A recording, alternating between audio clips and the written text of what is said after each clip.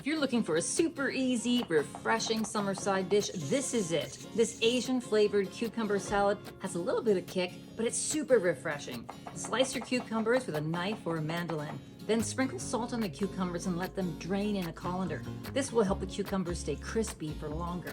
While the cucumbers are salting, julienne your carrots, chop some peanuts, chop some mint, mince some garlic, slice some pickled ginger.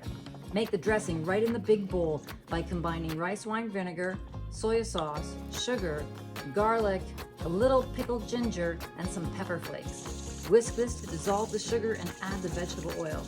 Rinse the excess salt off of the cucumbers and then dry them well with a clean kitchen towel, wrapping them up tightly. Add the cucumbers and carrots to the dressing, toss everything to coat, then add the peanuts and the mint, and you're ready to go.